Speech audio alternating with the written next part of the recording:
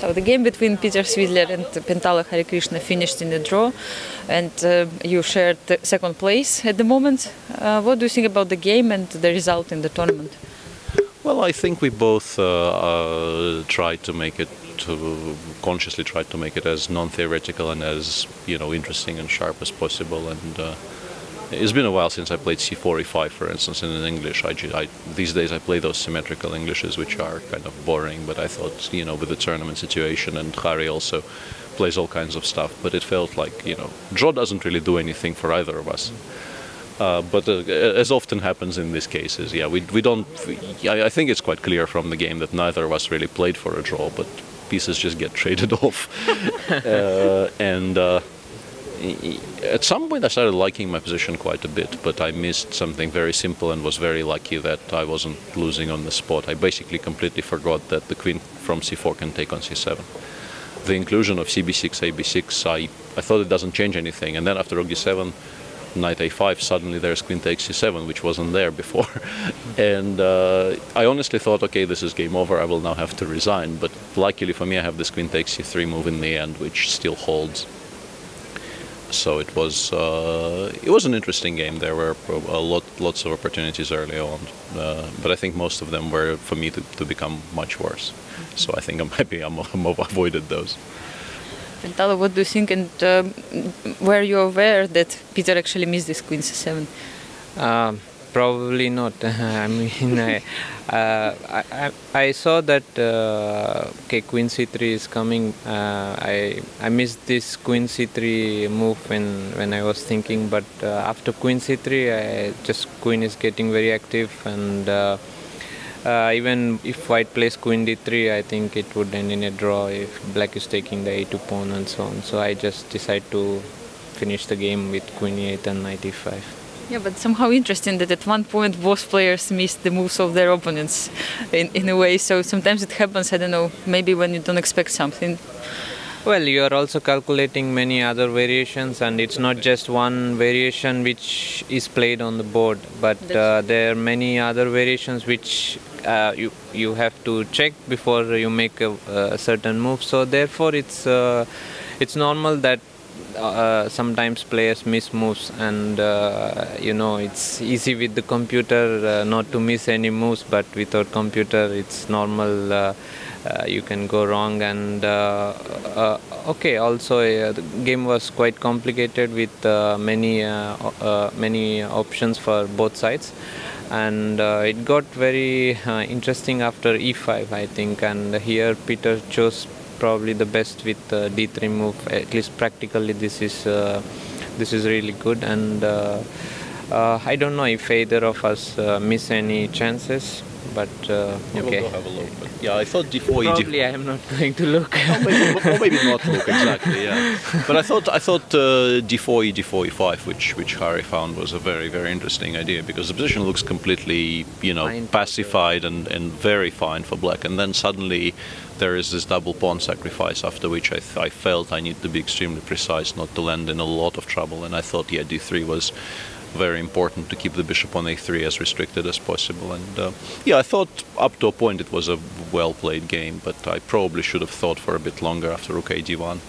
because I had my reply with rook takes d1 and h6. I kind of prepared it when I was playing a move, maybe 5 moves back. Or this was a culmination of a variation I was calculating for the last 20 minutes by this point, non-stop, and I saw no point to recheck it for the 6th time, and there actually was a point.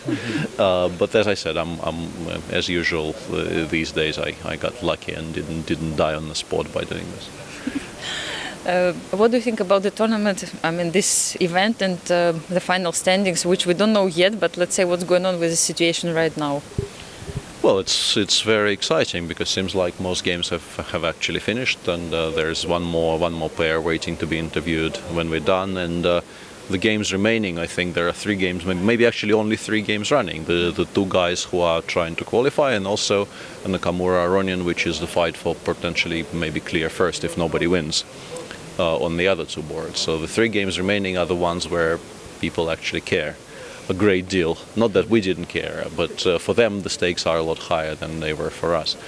So, and the calculations I tried checking briefly yesterday, but I don't really understand. There are too many permutations, and I was told that there is even a certain scenario where Alexander Grishuk ends exactly the same on equal on points with, I think, maybe MVL, and then the one extra black Alexander had in 3 tournaments might decide who qualifies for the probably candidates. 1 to 5, which is probably not going to happen. I'm not sure how this needs to happen. Maybe this already is not possible. But I was told that there is a scenario where, you know, the one extra black might actually decide the fate of the. I just wonder who's calculating this. Maybe Alexander Grishuk himself. There are many people who doesn't have work. We met. We went for a walk with Olga yesterday, and we met Lev and Boris, and we spoke a bit on the walk back to the hotel. So I don't know how precise those calculations are, because neither Lev nor Boris really need to be involved in them. So yeah, I don't know. What do you think about the whole situation? I mean, I enjoyed my stay here, and the weather was excellent, I must say, especially in November. I think one of your interviews you said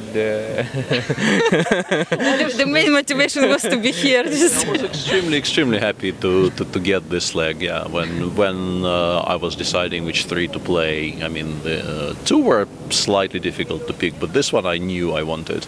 So you achieved your goal, and the main motivation was actually to stay and enjoy also time here.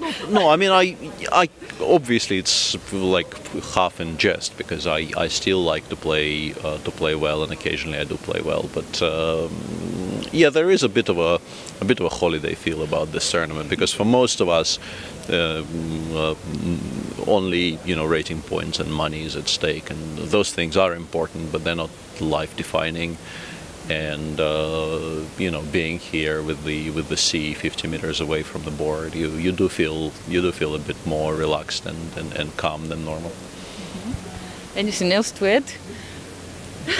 Whom are you rooting for in this tournament right now? I mean, that Maxim and Timur are still playing, and the others are following probably from their houses, but I'm not sure if they do. I think 2 are probably from house are more nervous than the guys over there, so I guess I will just watch and let them be nervous, or you know, whatever it is. Basically, I don't have any personal favorite or as such. Just the fact that anything can happen in the last round, in the last leg, makes tournament interesting. Probably, you know, of course, it's not easy for players with such high, you know, even half a point, and also many standings and so on. But still, it makes the situation very interesting for a normal chess fan, and probably not so much for the players waiting. I think for Sasha right now, it's not a very enviable position, and Shach, I think, should be reasonably safe, right? Yes, I think Shach is For safe. Shach, Shach is safe, but I think 1, 2, 3 with Timur and MBL, I don't know what happens. Yeah, I mean, Do you think Sasha is watching now? I would assume as much. I mean, you know, sometimes people prefer not to see anything and just go for a walk. I don't know. I can't really speak for him, but I would find it extremely difficult to stay away in his spot. I mean, I would know it's torturous, and I would not enjoy it for a single moment, but I would still be watching. And But you will be playing Hearthstone, no? Also, I mean, the screen is large enough, you know, to have more than one thing on it. And classical chess, you don't need to actually watch every single second. You can have it open and play your Hearthstone quietly in a different window. I think this is what I'm going to do right now. This I have feeling. No, but you prepared yesterday's game with Hearthstone, yeah? Yeah, I finally succeeded in one of my minor life ambitions. So it's not a major one, but I'm happy I've done this. And it seems it works still somehow. Yeah. And thank you so much for all your interviews during this tournament, that you were with us and you were sharing your thoughts and emotions. Thank you so much. Thank you.